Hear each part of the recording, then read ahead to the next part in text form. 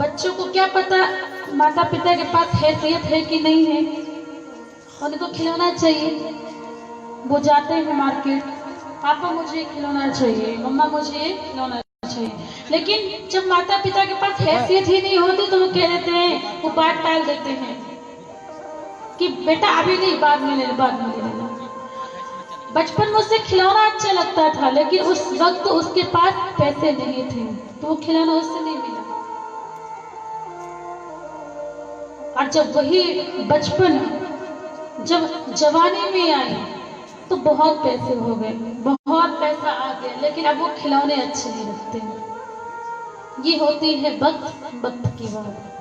पहले खिलौने थे तो पैसे नहीं थे, और जब बहुत खिलौना आया तो अच्छा नहीं लगता है, खेलने का मन नहीं करता है, खिलौने बिल्कुल नहीं चाहिए।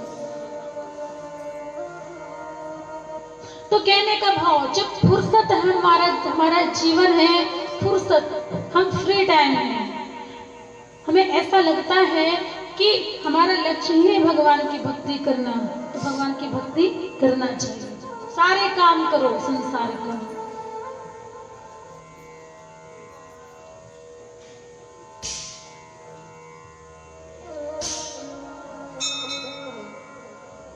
संसार का कार्य करते हुए हम भगवान का नाम लें, गोविंद का नाम लें,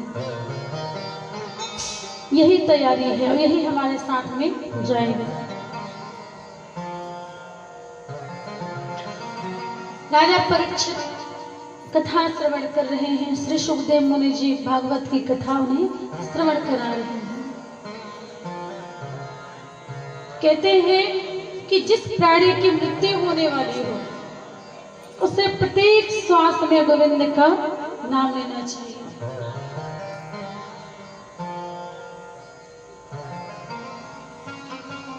प्रत्येक श्वास में राम राम कृष्ण कृष्ण राधे राधे, जो आपके इष्ट देव है उनका चिंतन करना चाहिए। राधे राधे राधे राधे कहना चाहिए, प्रभु का नाम लेना चाहिए। आप भोजन बनाते हो ना, तब भी आप भगवान का नाम लो, राधे राधे गाओ।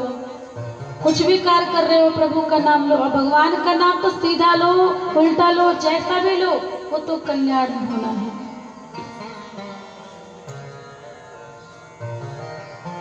कहाँ हो कहाँ लगे नामे बढ़ाई, प्रभु का नाम कहाँ तक आप लो, जहाँ तक आपसे बन सके। जैसे भी आप नाम लो, सीधा लो, टेढ़ा लो, ये हमारा कर्तव्य है, ये हमारा धर्म है। कहाँ हो कहाँ लगे नामे बढ़ाई,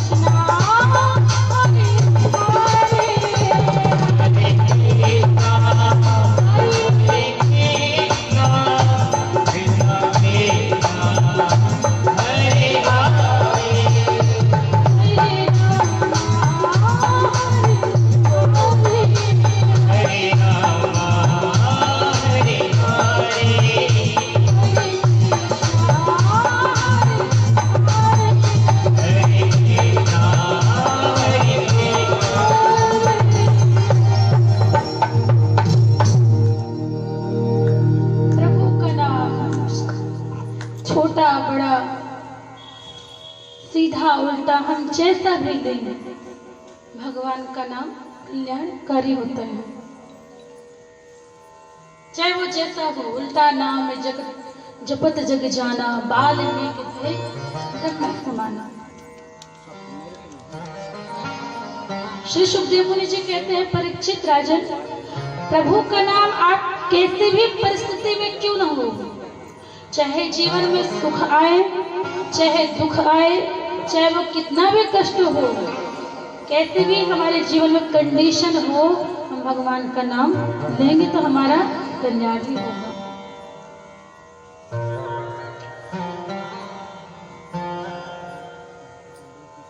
एक बार प्रभु श्री राम जी जब समुद्र में सारे बानर मिलकर के पत्थर फेंक रहे थे, सेतु बना रहे थे, प्रभु का नाम लिख लिख करके, राम राम लिख लिख करके प्रभु राम जी देख ही रहे थे कि मेरे नाम से पत्थर तैर रहा है, तो यदि मुझे भी थोड़ी बहुत सहयोग करना चाहिए। यदि मैं भी पत्थर मैं स्वयं पत्थर फेंकूंगा तो पत्थर भी तैरने लगेगा और मेरे जितने भी सेवक हैं इन्हें और भी कष्ट उठाना नहीं पड़ेगा, मुझे भी सहायता करनी चाहिए। ऐसा भाव आया प्रभु श्री राम जी के मन में। तो वो क्या किए हैं प्रभु श्री राम जी, एक कंकड़ उठाए, एक पत्थर उठाए और उस पत्थर को समुद्र में फेंकने लगे। और इस दृश्य को हनुमान जी देख ही रहे थे। और जब प्रभु श्री राम ने उस पत्थर को फेंका है तो पत्थर डूब गया, तैरने की वजह पत्थर डूब गया। और जब पत्थर डूबा तो प्रभु श्री राम जी आश्चर्यचकित हो गए, अरे क्या हुआ, देखो तो मेरे नाम से पत्थर तैर रहा है, पत्थर मेरे नाम से तैर रहे हैं, और आज जब मैंने स्वयं समुद्र में डाला तो पत्थर तैरने की वजह डूब गया, ऐसा क्यों। हनुमान जी आए और मुस्कुराने लगे और कहने लगे, प्रभु आप बड़े ही भोले भाले हो। राम जी ने कहा, वो कैसे। अरे प्रभु, जो आपकी शरण में आता है, जिससे आप अपने चरणों में जगह देते हैं जिन भक्तों को, वो तो पार ही हो जाएगा, लेकिन जिसको आपने अपने हाथों से ही तिरस्कार कर दिया हो, वो भला पार कैसे हो सकता है, वो तो डूब ही जाएगा। जय हो। इसलिए पत्थर डूब गया। तो कहने का भाव कि भगवान की शरण में हम जाएं, चाहे जीवन में कितनी भी कैसी भी कठिन परिस्थिति क्यों ना हो, भगवान कल्याण जरूर करते हैं।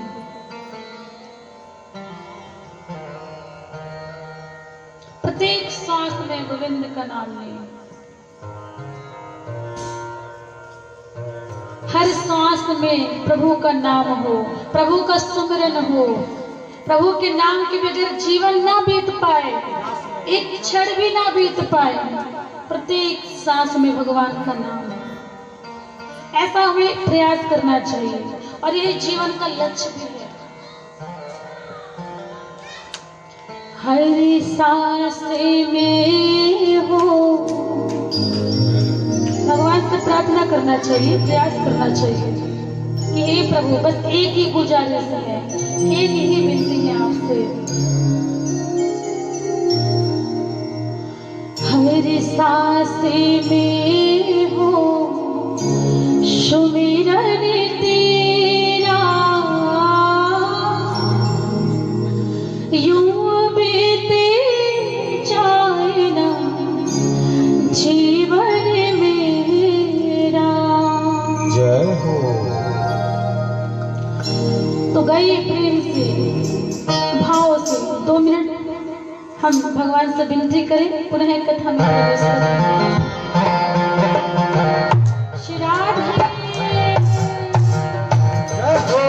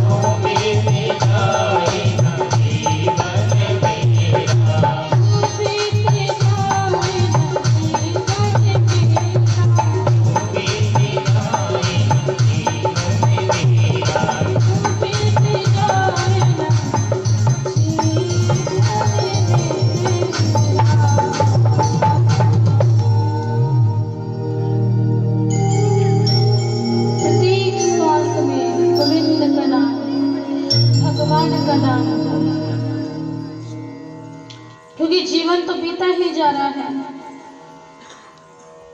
प्रत्येक श्वास में हम बचपन को खिलौनों के साथ व्यतीत कर देते हैं। जवानी आती है तो क्या करते हैं? बुढ़ापे के साथ व्यतीत करते हैं। जवानी आती है तो पैसे कमा करके, ऐश आराम करके और सोते हुए व्यतीत करते हैं। जब बुढ़ापा आता है तो बुढ़ापा में व्यक्ति असमर्थ हो जाता है, शरीर साथ नहीं देता है, फिर वो भगवान का नाम नहीं लेता, वो तो दवाइयों में व्यस्त हो जाता है। दवाई खाते खाते उसका जीवन चला जाता है। बचपन से ही भगवान का नाम लेना चाहिए। भगवान को भजने के लिए कोई उम्र नहीं होती। यदि कोई उम्र होती तो ध्रुव जी महाराज कितने वर्ष के थे? केवल 5 वर्ष के थे और भगवान को प्राप्त कर लिया। जाति पाति पूछे नहीं कोई, हरि को भजे तो हरि को होई। भगवान को नाम लेने के लिए कोई जाति बिरादरी नहीं होती है। यदि होती तो भगवान विदुर जी के यहाँ क्यों केले के छिलके को खाते हैं? क्यों सबरी मैया के यहाँ जाकर के झूठे बेर खाते हैं? भगवान तो केवल भाव के भूखे हैं। बचपन से ही भगवान का नाम लेना प्रारंभ कर देना चाहिए। कहते हैं बचपन को हमें ऐसे जीना चाहिए कि हमारे जवानी बिगड़ने ना पाए। जब बचपन से भगवान का नाम लेंगे तो जवानी में भी लेंगे, और जवानी में लेंगे तो बुढ़ापे में अपने आप प्रभु का नाम निकलेगा, और जब बुढ़ापे में भगवान का नाम निकलेगा तो अंत समय में हमारे मुख से भगवान का नाम ही निकलेगा। फिर हम ऊपर जाकर यही कहेंगे कि इतना तो सब करना स्वामी, जब प्राण तन से निकले गोविंद नाम लेकर तब प्राण तन से निकले। श्री गंगा जी का बट हो, यमुना जी का तट हो, और मेरा सावरा निकट हो, तब प्राण तन से निकले। क्योंकि बड़े बड़े संत महात्मा विद्वान प्रभु का नाम लेते रहते हैं, गाते रहते हैं, फिर भी उनके मुखार विंदों से प्रभु का नाम नहीं निकलता। क्यों करते हैं ऐसा? क्यों तप करते हैं? क्यों यज्ञ करते हैं? वो इसलिए करते हैं कि अंत समय में हमारे मुख से प्रभु का नाम निकले, और अंत समय में जैसी हमारी हमें प्राप्त होती है। जन्मे जन्मे मुने जतन कराही, जन्मे जन्मे मुने जतन कराही, जन्मे जन्मे मुने जतन कराही, जन्मे जन्मे मुने जतन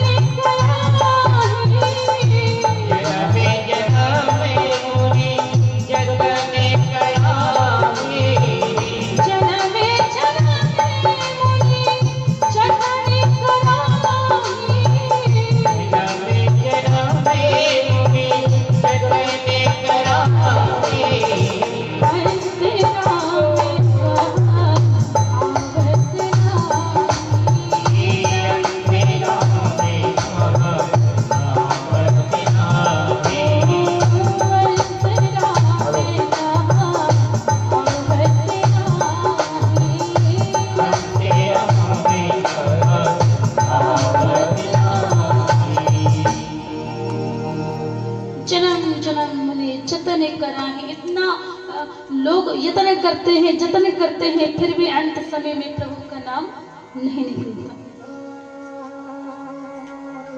तो बचपन को कैसे जिए? जवानी बिगड़ने ना पाए। जवानी को कैसे जिए कि बुढ़ापे में पश्चाताप ना करना पड़े, और बुढ़ापे में ऐसे जिए कि इस दुनिया में दोबारा हमें आना ना पड़े। जय हो। इस दुनिया में दोबारा हमें आना ही ना पड़े, क्योंकि जब अंत समय में भगवान का नाम निकलेगा ना तो 84 लाख योनि के चक्कर लगाने नहीं पड़ेंगे। राजा परीक्षित बड़े भाव से प्रभु की कथा श्रवण कर रहे हैं। आगे सृष्टि का वर्णन आया। ब्रह्मा जी के द्वारा सृष्टि की रचयिता हुई, सृष्टि की रचना हुई। जो स्वयं ब्रह्मा जी हैं सृष्टि के रचयिता, जिनके माध्यम से मनु शत्रुपा रूपी संतान प्रकट हुए। मनु और शत्रुपा, जिनके आप हम सभी संतान हैं।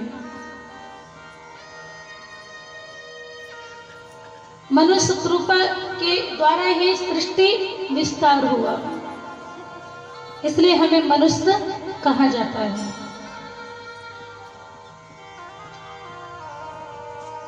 आदित्य मैया हुई,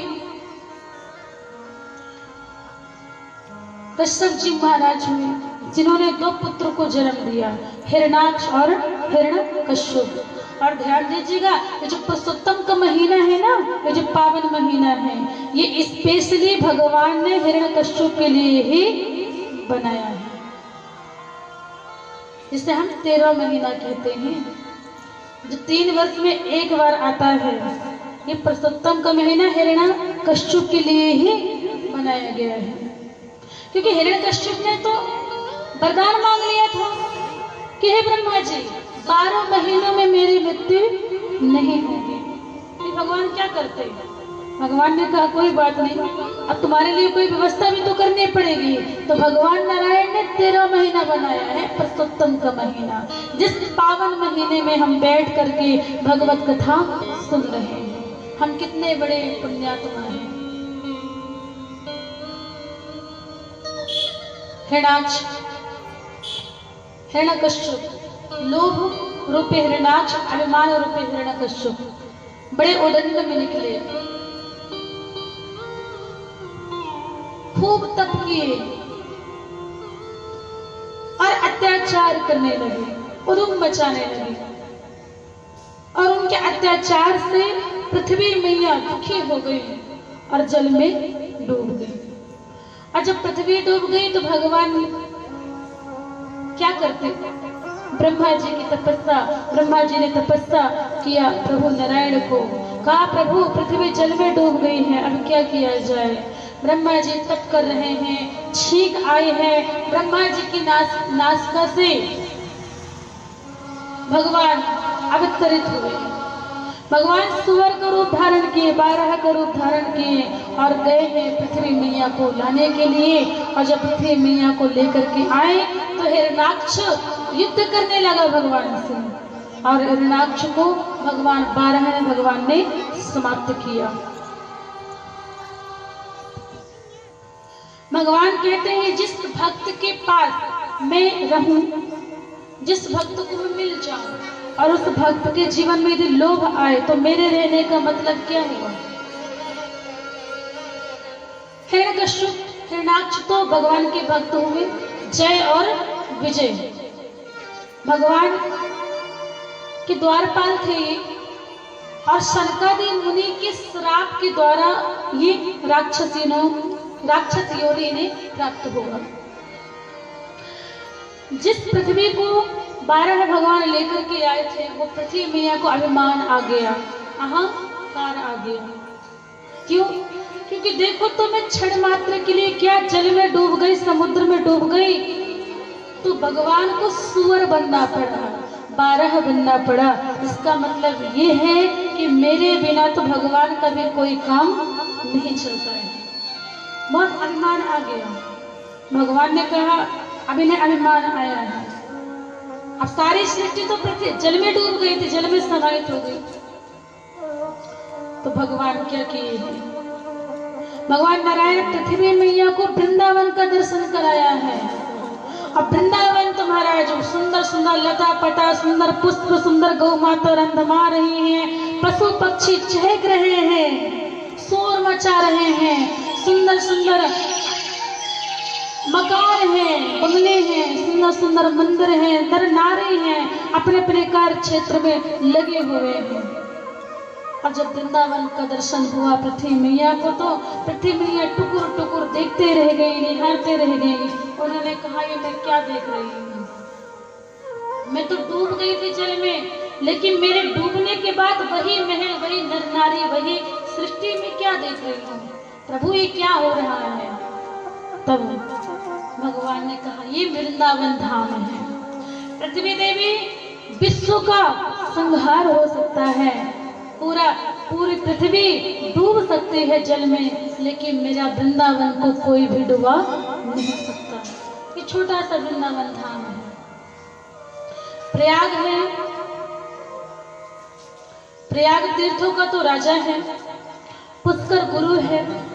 अब इन्होंने शिकायत की, ये दोनों आए और कहने लगे प्रभु देखो हमारा इस प्रकार से अपमान हो रहा है, यदि हमारा अपमान ही करना है तो हमें गुरु क्यों बनाया तीर्थों का। तीर्थों के राजा तो प्रयाग हुए ना। भगवान ने कहा अरे प्रयाग मैंने तुझे तीर्थों का राजा बनाया है, अपने घर का राजा थोड़ी ना बनाया है। और जो वृंदावन है ये मेरा घर है और घर का राजा तो मैं स्वयं हूँ। बोला तुझे कैसे बनाता मैं। क्षमा मांगी है पृथ्वी मैया, कहने लगे प्रभु मेरे अंदर बहुत अभिमान आ गया था, अहंकार आ गया था, जो आपने समाप्त कर दिया। आज के बाद बिल्कुल भी अभिमान नहीं करूंगी।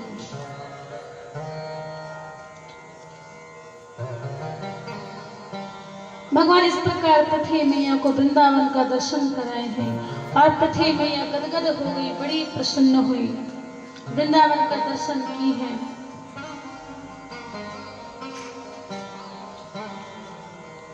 प्रभु के चरणों में प्रणाम की और वहां से वो चली गई। आगे ब्रह्मा जी के पुत्र हुए हैं नारद जी महाराज, जिन्होंने विवाह नहीं किया। हाथों में तो वीणा है, नारायण नारायण वो गाते रहते हैं। शनकादि महाराज जो बचपन से ही ब्रह्मचार्य का पालन करने लगे। विचार आया सृष्टि विस्तार कैसे हो, तो एक पुत्र है जिन्हें कर्दम ऋषि के नाम से जाना जाता है। जिन्होंने अपने इंद्रियों को अपने बस में कर लिया हो उसे हम कर्दम कहते हैं।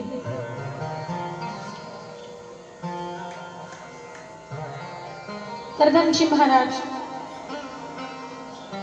तपस्या कर रहे थे भगवान के, प्रभु का नाम ले रहे थे, गोविंद का नाम ले रहे थे। भगवान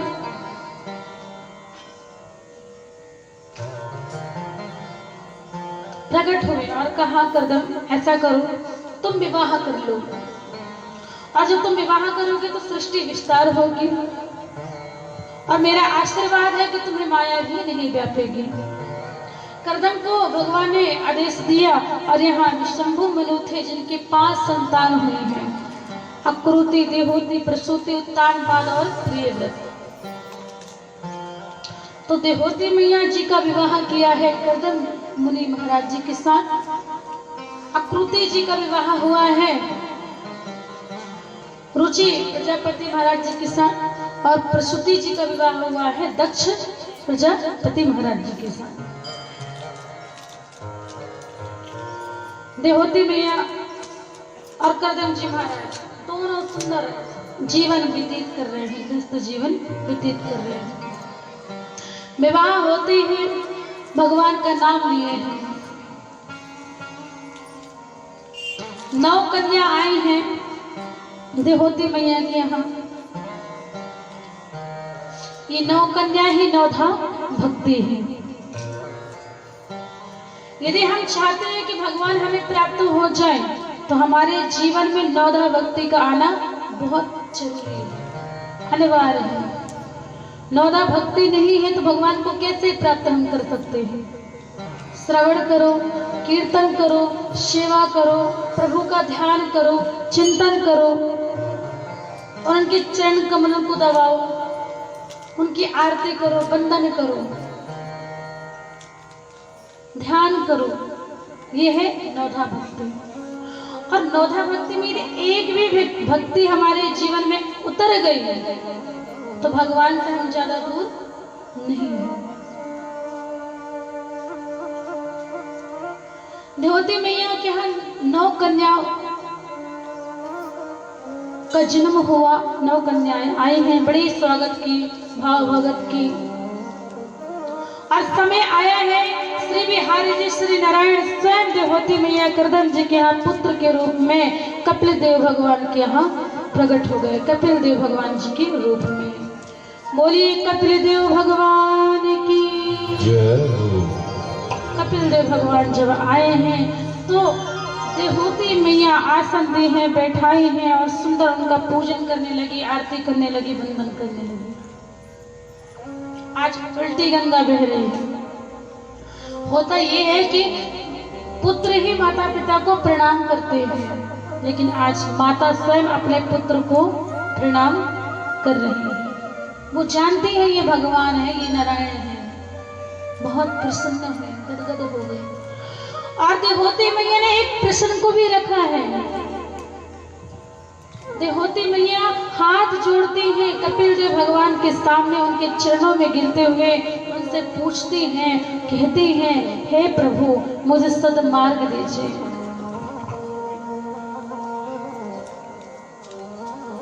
हे प्रभु आपके चरणों में कैसे आऊं, अंधकार से भरा हुआ है मेरा जीवन, मुझ पर कृपा कीजिए, दया अमन कीजिए। करते नहीं मन आप डाल दीजिए।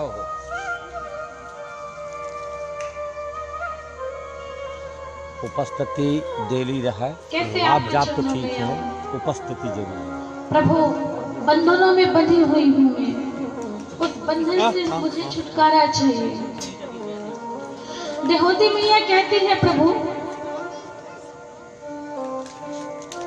कि बंधन किसका होता है, बंधन किसका होता है, आत्मा का, शरीर का या फिर मन का? इस दुनिया में सुखी कौन है?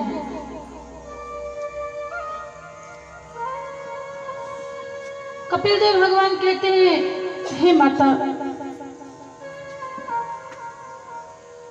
बंधन मन का होता है, आत्मा का नहीं होता, शरीर का भी नहीं होता है, मन का बंधन होता है। माया माया सब भजे,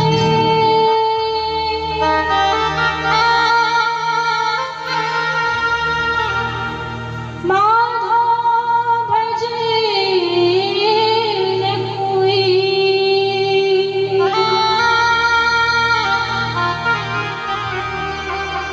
जो माधवी को भजे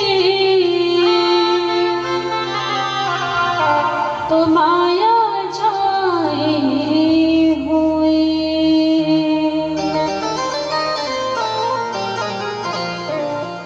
हम क्या करते हैं, मन से मायापति को नहीं, स्वयं माया को भजते हैं।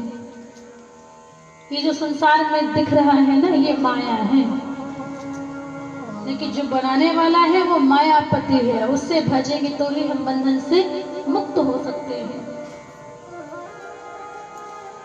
मन को विकृतियों से दूर करना है, वासनाओं से दूर करना है, संसार से दूर करना है। श्री ठाकुर जी के चरणों में लगाएंगे तो आप अपने आप बंधन से छूट जाएंगे। शरीर का बंधन नहीं होता, शरीर समाप्त तो हो जाएगा तो शरीर की 3 ही गति होती है। जला दोगे तो राख बन जाएगा, फेंक देंगे तो गीद खा जाएंगे, गड़ा दोगे तो मिट्टी की अमानत मिट्टी में मिल जाएगी। आत्मा का भी बंधन नहीं होता। आत्मा तो कपड़े की ही भांति है। जिस प्रकार हम पुराने वस्त्र को त्याग करके एक नए वस्त्र को धारण करते हैं, ठीक उसी प्रकार आत्मा भी पुराने शरीर को त्याग करके नए शरीर को वो धारण कर लेती है। आत्मा तो अमर है, उसकी मृत्यु, उसका जन्म कैसे? आत्मा को ना हम काट सकते हैं, ना मार सकते, ना जला सकते, ना डुबा सकते, वो अमर है आत्मा। लेकिन बंधन है मन का, ये मन का ही बंधन है। इसलिए इस मन को ठाकुर के पिंजड़े रूपी चरणों में बांध लीजिए, इस तोते रूपी मन को। चंचलन ही मना कृष्ण, ये मन बड़ा चंचल है। गीता में भगवान ने कहा अर्जुन ये मन बड़ा चंचल है, कैसे इसे समझाऊं, जितना इसे समझाऊं उतना ही मचलता है।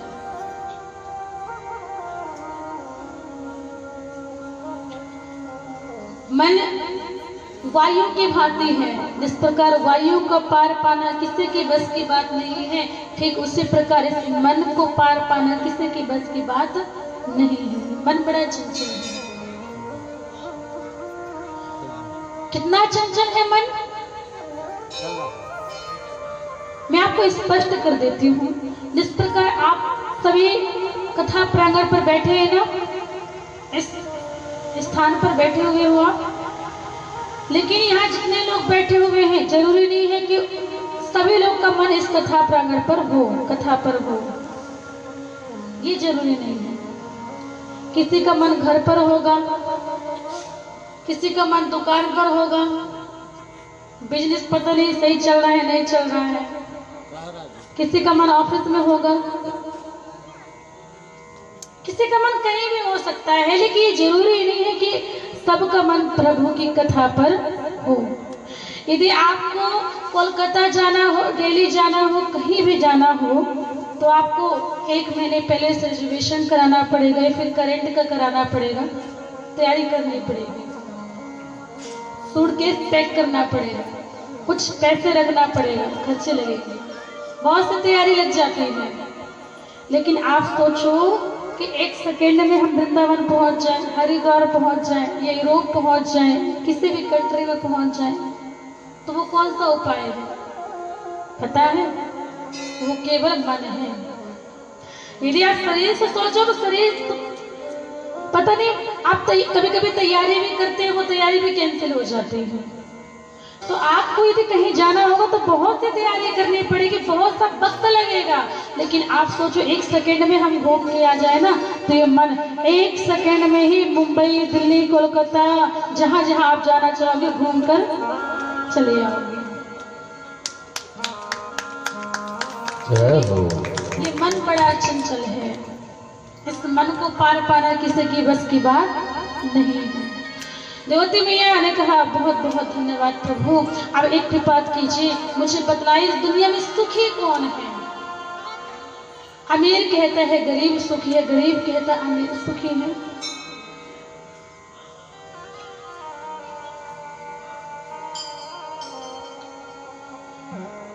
भगवान कहते हैं हे मैया, दीन कहे धनवान सुखी, धनवान कहे सुख राजा को भारी। दीन कहे धनवान सुखी, धनवान कहे सुख राजा को भारी। राजा कहे महाराजा सुखी, महाराजा कहे सुख इंद्र को भारी। इंद्र कहे चतुरायन को सुख, चतुरायन कहे सुख विष्णु को भारी। और तुलसीदास बेचारे कहे हरि भजन बिना सब। एक जनरेटर चालू कर दे भैया रे। हाँ? हरि भजन बिना देख चेक कर ले तो सेट। नमस्कार, लाइट गोल हो चुकी है, जल्दी मार पंप। लाइट गोल हो चुकी है।